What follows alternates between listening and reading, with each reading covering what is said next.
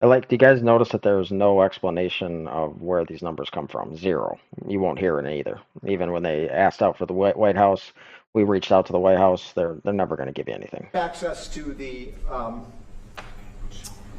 we have access to the some data that no one else does on what has happened month by month with median household income. This is based on unpublished Census Bureau data.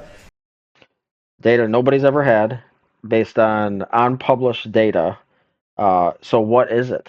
Like, I don't get it, like, at all. You can't tell. So you're going to give this data to other people so they can peer review it? I doubt it. There's no way you do that, because then you know it's just a bunch of fraudulent bullshit. It will be released sometime in the next 6 months, but we get an advanced look at it. And so I was telling the president in his first 5 months in office.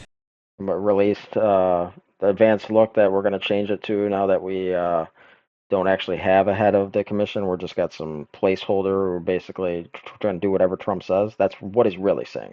Starting in January through the end of June, the average median household income adjusted for inflation for the average family in America is already up $1,174.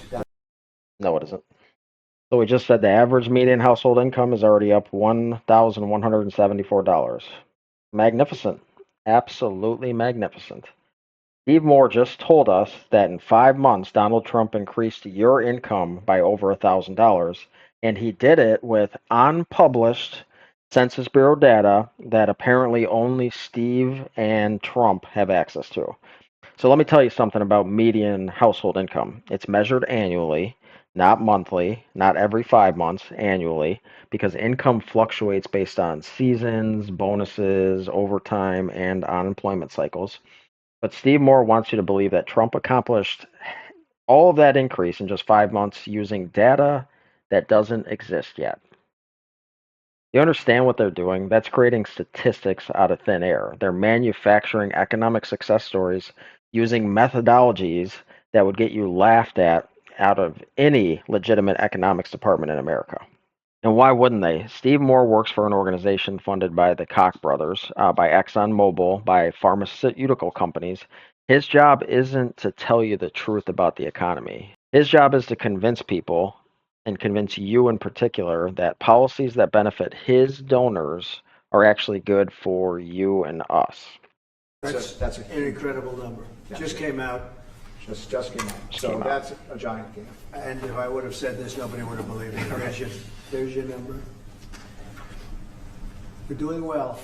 So the next Back to, it sounds like a middle, not even a middle school, an elementary school. These are your numbers, guys. We're doing well. one compares. It's doing well. We finally have the 2024 data on what happened with real family income in the United States. And so what I did was I compared the record in Donald Trump's first term with the Joe Biden first term. And you can see that, by the way, these dotted lines here, Mr. President, that's You don't even need to see them. They're extremely cherry-picked. We'll go over that here shortly. COVID. So if it had not been for COVID, these numbers would have been substantially better. But even taking account President Trump's last year in 2020, we saw a $6,400 real after inflation gain in income for the average family. And that compares with Joe Biden, which was a measly $551. So, Mr. President, you gain 10 times more income for the average family than Joe Biden is because of your policies. And that's taken into consideration COVID, Yep. which a lot of times you don't have to do that. Because But I'm very glad you did. Over No, we were almost 8,000 until Look at that number. We know that's not true, guys. I mean, this is just a made-up number. Yeah. Okay. So We have another chart then we that looked doesn't make at, any sense. which families did the best. We have data from the Census Bureau that shows by income percentage. So the 25th percentile is the lowest income, 75th percentile is the highest income. And what I find fascinating about this, Mr. President, is every income group did better. The red is President Trump, the blue is President Biden. Every single income group did better under President Trump.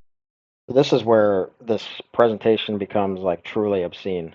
According to the Congressional Budget Office, income inequality increased during Trump's presidency. The top 1% saw their income grow by 7.3%, while the bottom 20 saw theirs grow by only 2.8%. Under Biden, the bottom quintile has seen the fastest income growth in decades. Real wages for the lowest paid workers have grown up faster than any group. Restaurant workers, retail workers, home health aides, the people who kept this country running during a pandemic, while billionaires got richer working from their yachts.